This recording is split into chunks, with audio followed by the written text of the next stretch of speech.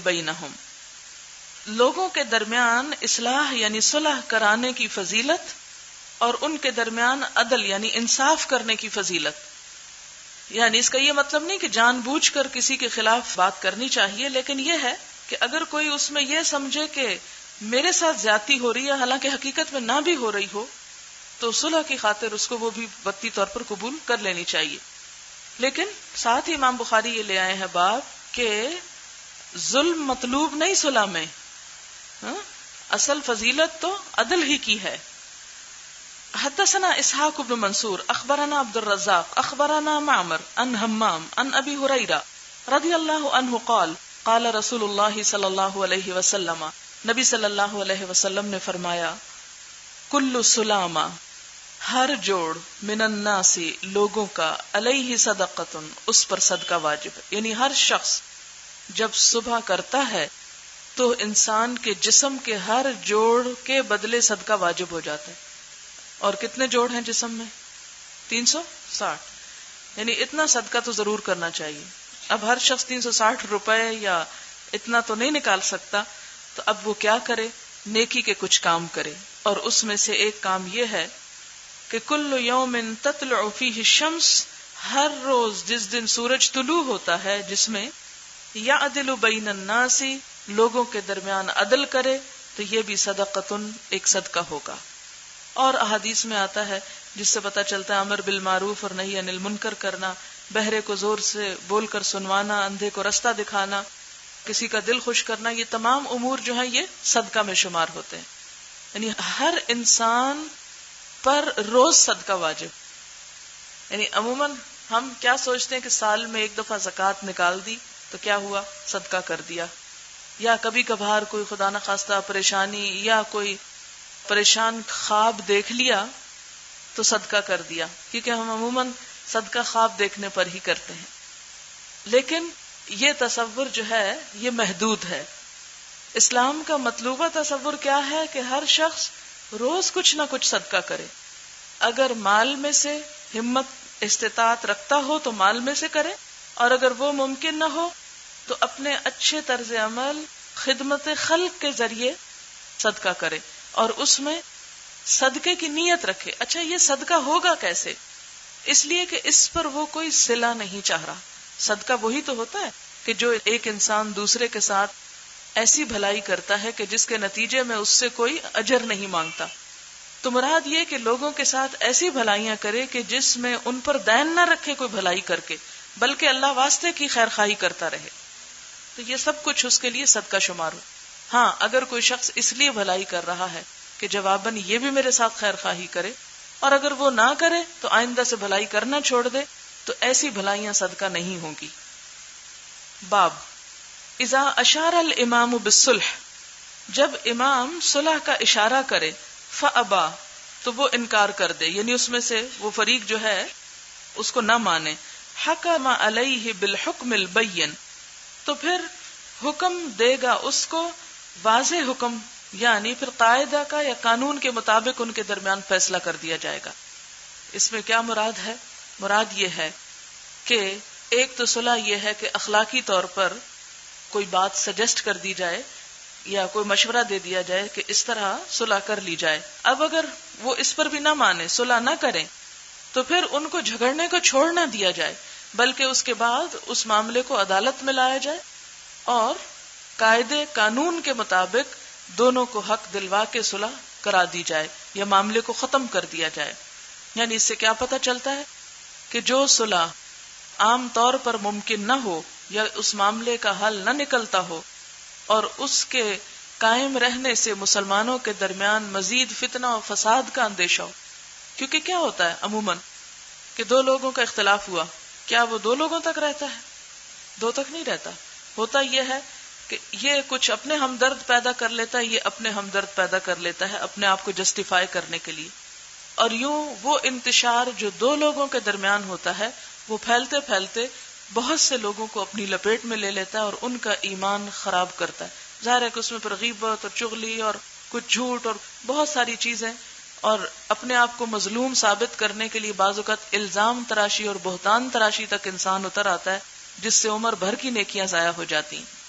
تو یہ چیز جو ہے اس کو فوری طور پر روکنا چاہیے، کیونکہ یہ ایک آگ ہے اور آگ جتنی پھیلتی چلی جائے اتنا ہی نقصان ہوتا ہے۔ تو جس طرح کسی لگی ہوئی آگ پر پانی ڈال کے اس کو ٹھنڈا کرنا ضروری ہے ورنہ وہ سب کو اپنی لپیٹ میں لے لے گی، اسی طرح مسلمانوں کے درمیان کسی اختلاف اور جھگڑے کو ایسے ہی نہیں چھوڑ دینا چاہیے، ورنہ وہ پھیلتے پھیلتے بڑھتے بڑھتے بہت سی چیزوں کو اپنی لپیٹ میں لے لے گا۔ اسی لیے یہاں پر فرمایا گیا کہ اگر شرافت کے ساتھ صلح نہ کریں تو پھر کیا کریں؟ قانون کے دائرے میں لا کر ان کو سبق سکھائیں۔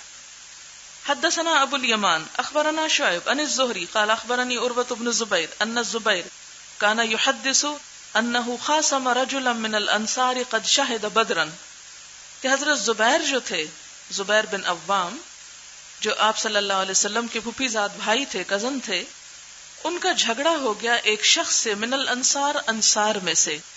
اب آپ یہاں پھر دیکھ رہے ہیں کہ دونوں طرف بہت نیک انسان ہیں، اور انصاری بھی وہ کہ قد شہد بدرن، جس نے جنگ بدر میں شرکت کی تھی، اور جس کسی نے جنگ بدر میں شرکت کی تھی اس کا بہت بڑا یہ اعزاز تھا، کیونکہ اللہ تعالیٰ نے ان کے تمام گناہوں کو معاف کرنے کا وعدہ کیا تھا، اور کسی شخص کی بھلائی اور خوبی اور نیکی کے لیے یہی کافی تھا کہ اس نے بدر میں شرکت کی تھی۔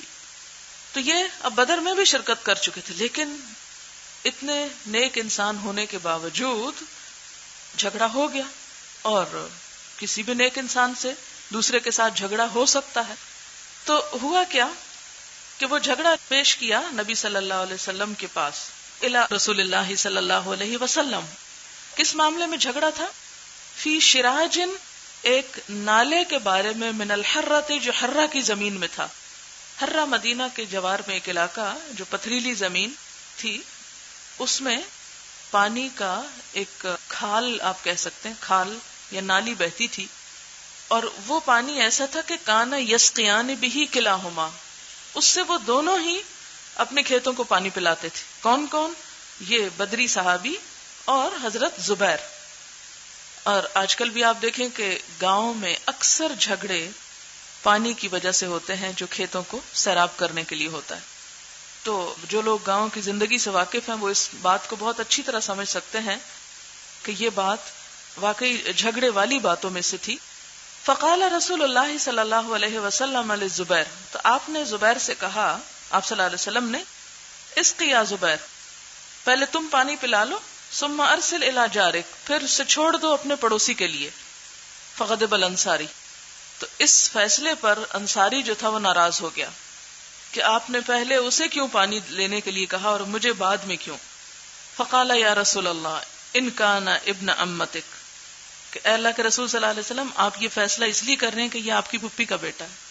فتلون وجہ رسول اللہ صلی اللہ علیہ وسلم، تو نبی صلی اللہ علیہ وسلم کا چہرہ کا رنگ بدل گیا، لون رنگ کو کہتے ہیں نا، تو تلون تفاعل میں رنگ بدل گیا۔ ثم قال، پھر فرمایا، اسقی، پانی پلاؤ، ثم احبس، پھر روک رکھو، حتی یبلغ الجدر، یہاں تک کہ پانی باغ کی دیواروں تک پہنچ جائے۔ فاستوعى، تو پورا حق دلوایا رسول اللہ صلی اللہ علیہ وسلم، نبی صلی اللہ علیہ وسلم نے، حین اذن، اس وقت، حقہ للزبیر، اس کا حق زبیر کے لیے، یعنی حضرت زبیر کا جو حقیقی حق بنتا تھا، پھر آپ نے وہ پورا حق اس کو دلوایا، اور وہ جو پہلا اخلاقی طور پر فرمایا تھا کہ پہلے تم پلا لو اور پھر پانی کو جانے دو، اس کو ختم کر دیا۔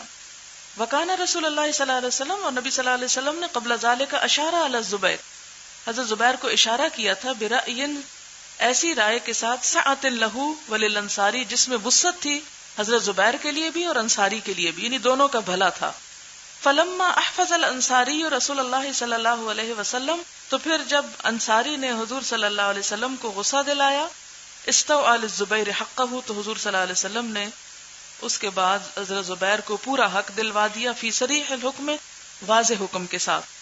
قال عروہ، عروہ کہتے ہیں، قال الزبیر، زبیر نے کہا، واللہ ما احسب هذه الآیہ نزلت الا فی ذلک، کہ اللہ کی قسم میں نہیں سمجھتا کہ یہ آیت مگر یہ کہ اسی واقعے کے بارے میں نازل ہوئی تھی۔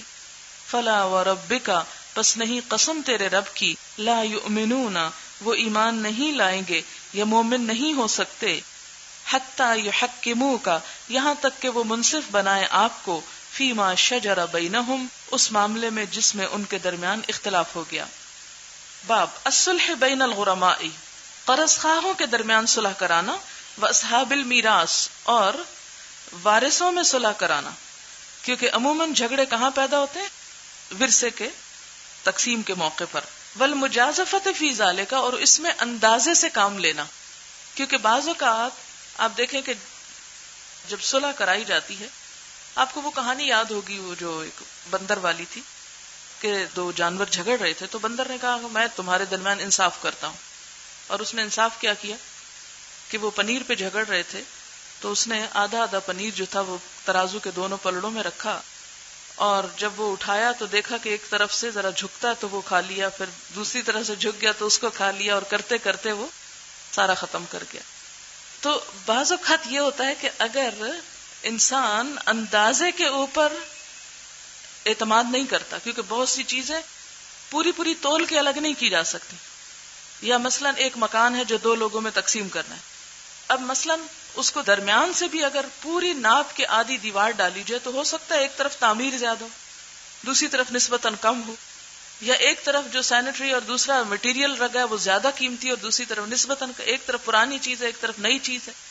تو ان معاملات میں اندازے کے ساتھ فیصلہ جب کیا جائے تو اسے قبول کر لینا چاہیے، کیونکہ کسی ایک کو کچھ نہ کچھ تھوڑا بہت کسر اٹھانی ہی پڑے گی، اور بعض اوقات دونوں سمجھتے ہیں کہ ان کو نقصان ہو رہا ہے، حالانکہ نقصان کسی کو بھی نہیں ہو رہا ہوتا، یا بعض اوقات برعکس معاملہ ہوتا ہے کہ جس کو نقصان ہو رہا ہے وہ نہیں سمجھتا، اور جسے نہیں ہو رہا وہ سمجھتا ہے کہ مجھ پر زیادتی کی جا رہی ہے. تو صلح کے لیے ضروری نہیں کہ مکمل طور پر 100% عدل کی شرط قائم ہو اور برابر حق ملے، نہیں، اس میں مجازفہ یعنی اندازہ اور تخمینہ لگا کر بھی اگر معاملے میں فیصلہ کرنا پڑے تو کوئی حرج نہیں. اور ایسا فیصلہ کرنے والا یعنی جو قاضی ہوگا یا بیچ میں پڑا ہوا ہوگا، اگر اس کے اس فیصلے کی وجہ سے ایک کو تھوڑا زیادہ اور دوسرے کو کچھ کم مل گیا اور کرنے والے کی بدنیت ہی اس میں شامل نہیں تھی تو اس کی پکڑ نہیں ہوگی، اس کی اجازت ہے. کیونکہ اگر انسان ایک آدھے انچ اور ایک ذرے پہ وہ عدل و انصاف چاہے تو یہ ممکن نہیں ہوا کرتا ہمیشہ. وقال ابن عباس، اور ابن عباس نے کہا، لا بأسا، کوئی حرج نہیں، ان یتخارج الشریکان، کہ ٹھہرا لیں دونوں شریک، یعنی آپس میں صلح کے لیے کچھ ایسی شرط ٹھہرا لیں. یہ یہاں پر نا میری کتاب میں عبارت مسنگ ہے، اگر آپ کی پوری ہے، فیأخذ ھذا دینا، فیأخذ ھذا دینا، تو یہ شخص قرض لے لے، وھذا عینا، اور یہ جو ہے وہ نقد لے لے. یعنی دو لوگوں کو مال کی تقسیم ہو رہی تھی، مثلا دو اکٹھے بزنس کرتے تھے، پھر کیا ہوا، آدھا آدھا کرنے لگے، تقسیم ہونے لگا، تو ایک شخص کو فوراً نقدی پیسہ مل گیا اور ایک جو تھا اس کو چند دن بعد یعنی ادھار کے طور پر اس سے لے لیا گیا اور بعد میں دیا جانے لگا. تو کہا کہ ایسی شرط پر بھی صلح کر لینی چاہیے کہ کسی کو فوری ادائیگی ہو جائے اور کسی کو بعد میں. مثلا آپ دیکھیں کہ جیسے وراثت تقسیم ہوتی ہے تو بعض اوقات مکان بک جاتے ہیں. اب اگر ایک مکان دو لوگ خریدنے والے ہیں اور ایک جو ہے وہ نقد رقم دے رہا ہے اور ایک جو ہے وہ کچھ دن ٹھہر کر دے رہا ہے، تو یہ تو نہیں ہو سکتا کہ جتنے بھی شریک مکان ہیں ان سب کی ادائیگی فوری طور پر نقد طور پر دی جا سکے. تو اس لیے اگر کچھ کو نقد مل جائے اور کچھ کو یعنی ادھار پہ معاملہ ہو جائے، کچھ دن بعد اس کی ادائیگی ہو، تو اس پہ مان جانا چاہیے. کیوں؟ یعنی یہ بات یہاں کیوں کی گئی اور اس کی کیوں تلقین کی جا رہی ہے؟ اس لیے کہ بعض باتیں ان کا عملی حل اور ہر ایک کے لیے قابل قبول حل موجود نہیں ہوا کرتا، اور اگر ہر شخص اپنی ذات کو ترجیح دے تو کبھی بھی معاشرے کے اندر امن و اطمینان ہو نہیں سکتا. اسی لیے قرآن پاک میں جہاں یہ کہا گیا ان اللہ یأمر بالعدل، وہاں ساتھ ہی کیا فرمایا گیا؟ والاحسان، کہ اللہ تمہیں عدل کا حکم دیتا ہے لیکن ساتھ ہی احسان کا. احسان کیا ہوگا؟ کہ انسان اپنے حق کو تھوڑا سا کم کر کے دوسرے کے لیے سہولت پیدا کر دے. مثلا آپ کمیٹی ڈالتے ہیں تو اس میں عموماً کیا ہوتا ہے، ٹاس کیا جاتا ہے، وہ ایک کا حق نکل آتا ہے. اب دوسرا ریکویسٹ کرتا ہے کہ دیکھو مجھے ضرورت ہے، اگر تم اپنا حق چھوڑ کر مجھے دے دو، تو اس میں اگر وہ دے دیتا ہے تو اس کو جس کی باری تھی یا جس کا حق نکلا تھا یا جس کے نام قرہ نکلا تھا، وہ اگر اپنے حق سے دستبردار ہوتا ہے تو یہ عدل کے خلاف. لیکن دوسرے کی ضرورت پوری کرنے کے لیے جب وہ ایسا کر رہا ہے تو اس کا صلہ اللہ تعالیٰ دیں گے اور اس کا یہ فعل دوسرے بھائی کے لیے احسان شمار ہوگا. کسی معاشرے میں عدل نہایت ضروری ہے، لیکن احسان کے بغیر معاشرے کے اندر مکمل سکون اور خوشحالی پیدا ہو نہیں سکتی۔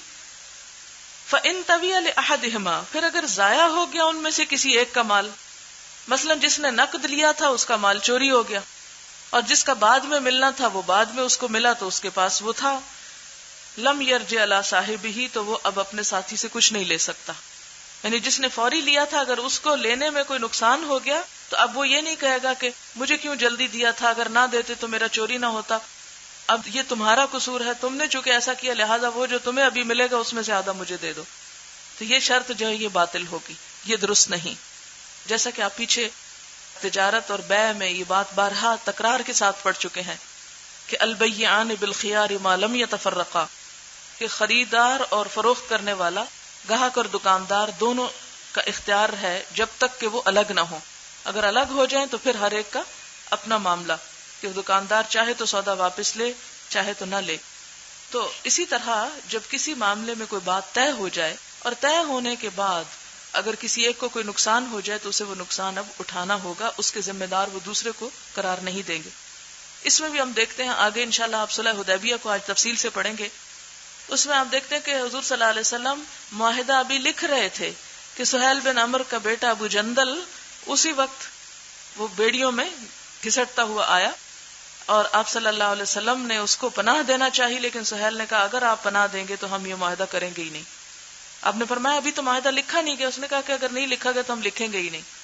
اب اس پر اگر آپ یعنی بگاڑ پیدا کر دیتے تو آپ دیکھیں کہ کتنی بڑی مسلمانوں کی مصلحت کو نقصان پہنچتا، لیکن آپ نے اس کے باوجود کہ ابھی پوری طرح لکھا نہیں گیا تھا آپ نے اس کو واپس کر دیا۔ اس میں مسلمانوں کا نقصان تھا، ابو جندل کے لیے تکلیف دہ تھا، لیکن ایک معاہدہ جو ہو گیا تو ہو گیا۔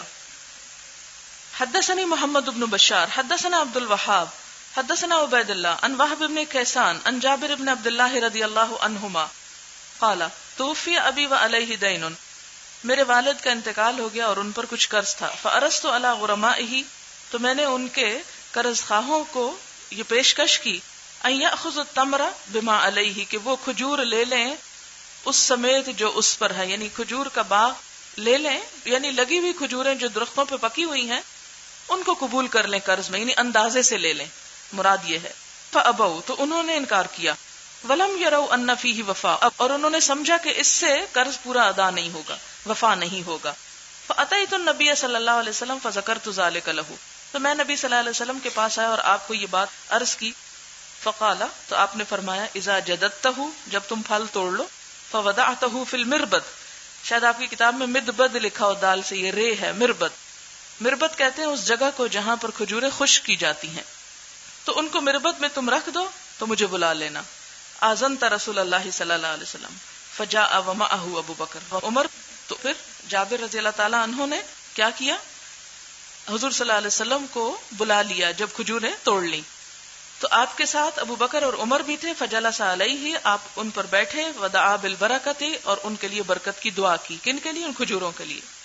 ثم قال، پھر فرمایا ادعو غرماءک، بلا لو اپنے کن کو، قرض خواہوں کو، فاوفہم، پھر ان کو پورا پورا دو۔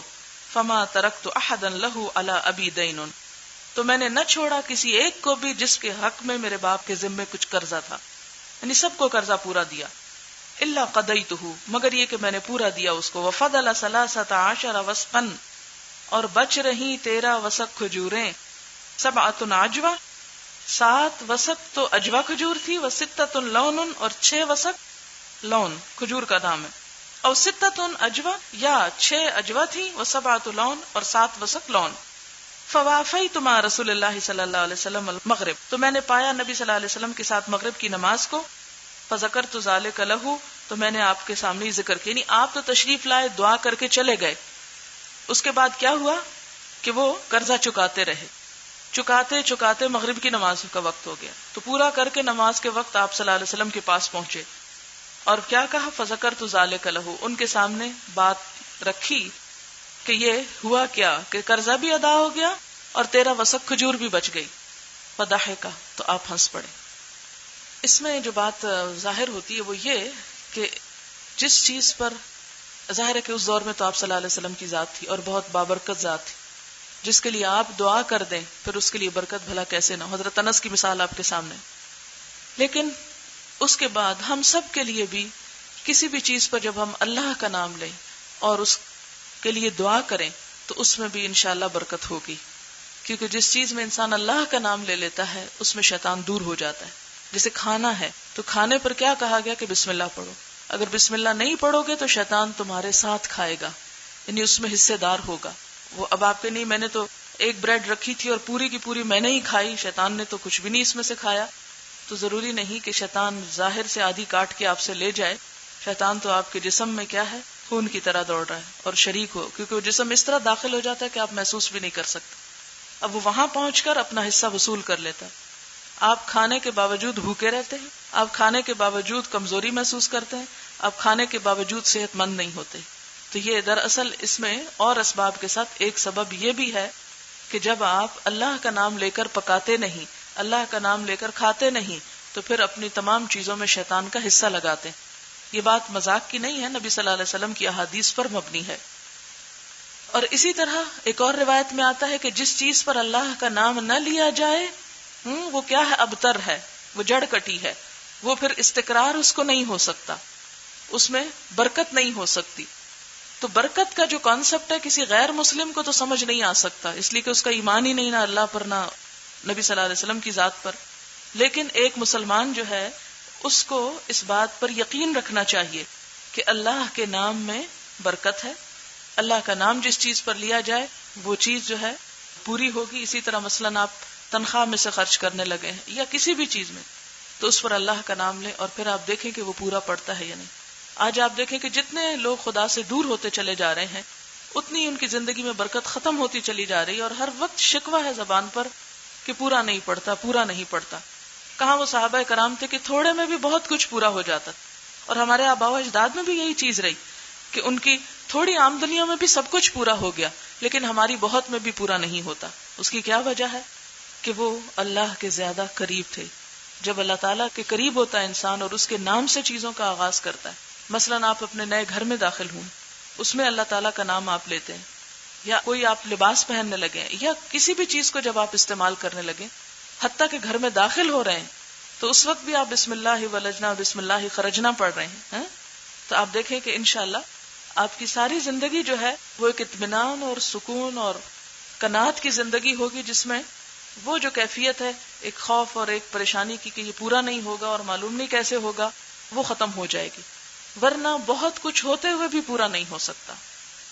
تو یہاں یہ ایک عملی چیز ہے کہ اتنے سارے لوگ، ڈھیر سارے جو قرض خواہ تھے، انہوں نے بھرا باغ دیکھا، کھجوریں دیکھی اور اندازہ لگایا کہ نہیں یہ قرضہ نہیں ہمارا پورا ہوتا، ہم نہیں یہ لیتے.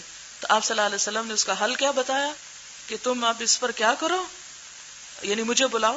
آپ صلی اللہ علیہ وسلم تشریف لے گئے اور آپ نے دعا کی. اور اب سوال یہ پیدا ہوتا کہ آپ کو کیوں بلایا گیا؟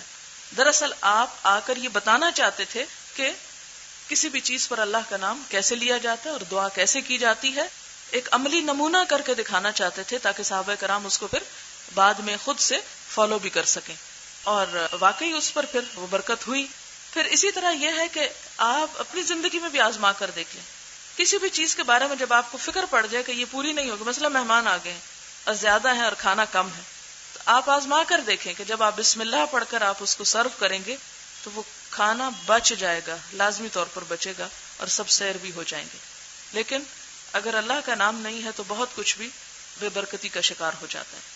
اچھا، اب یہاں پر کیا ہو رہا ہے؟ اب آپ صلی اللہ علیہ وسلم خوش ہو گئے. فقال ائت ابا بکر و عمر فاخبرهما، فرمایا کہ ابو بکر اور عمر کے پاس جاؤ اور ان کو بھی بتاؤ کہ کیا ہوا، کیسے پورا ہوا، کیسے برکت ہوئی. یہ آپ کیوں بتا رہے ہیں، کیوں کہہ رہے ہیں کہ جاؤ ان کو بھی بتاؤ؟ تاکہ ان کو یقین آئے کہ جو چیز اللہ کے نام کے ساتھ ہوتی ہے اس پر کتنا فائدہ ہوتا ہے. فقال لقد علمنا اذ صنع رسول اللہ صلی اللہ علیہ وسلم ما صنع ان سيكون ذلك.